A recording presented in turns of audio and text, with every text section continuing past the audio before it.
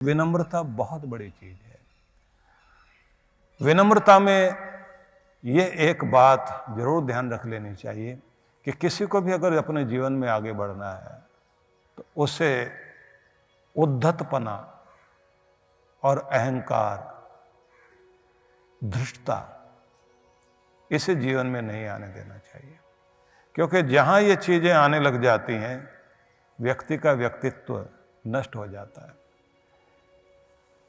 हमारे जीवन में कोप के अवस्था भी होती है, गुस्से का भी, आक्रोश का, आवेश का समय भी होता है।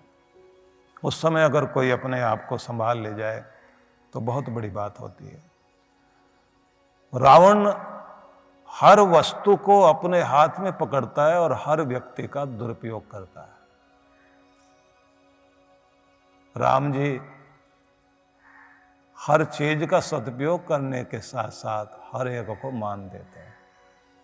उस घटना को भी अलग अलग ढंग से रामायण में लिखा गया कि जटायु अंतिम सांस गिन रहा है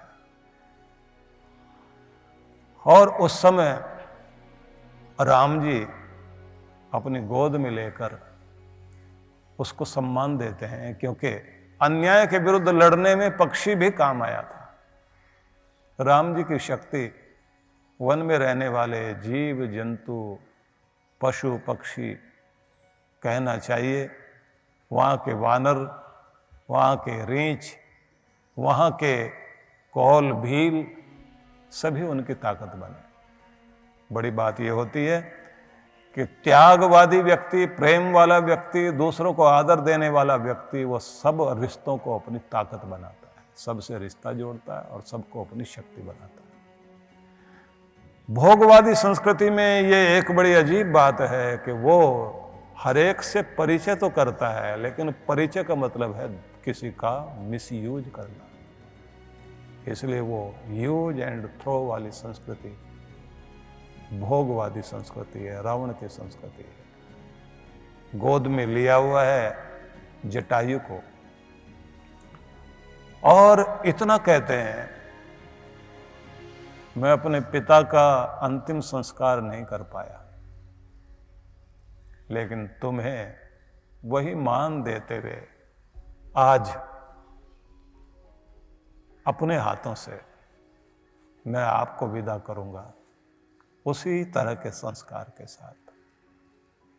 इतना बड़ा अपने हाथों से उन्होंने अंतिम संस्कार किया, जिसका संस्कार एक बड़े कुल के राजा के पुत्र, और वो आंसुओं के साथ विदाई दे और उसका अंतिम संस्कार करे। ये कितनी बड़ी बात है। मान देना, और मान देने में भी उतनी भावना व्यक्त करना कि तुम मेरे अपने हो। मेरे अपने हो तो इतने अपने कि जैसे मैं अपने किसी प्रियजन का, और प्रियजन नहीं, मैं अपने किसी बड़े का अंतिम संस्कार कर रहा हूं। ये त्यागवादी संस्कृति, इस संस्कृति ने हमारे देश को सम्मान दिया है। यही हमारी संस्कृति है, जो कहते हैं ना कि खुद खाना प्रकृति, सबका हाथ मुड़ के अपने मुंह की तरफ जाता है। दूसरे का छीन के खा लेना, ये विकृति, भोगवादी संस्कृति, ये विकृति है। इसको संस्कृति नहीं कह सकते। दूसरे का सब छीन लेना, धन छीन लेना, जो भी कुछ मिले, जो भोग भोगने के लिए दूसरे का वो छीन के अपने पास रख लेना, ये विकृति है। इसको अपसंस्कृति कह सकते हैं। अपसंस्कृति के प्रतीक रूप में रावण है।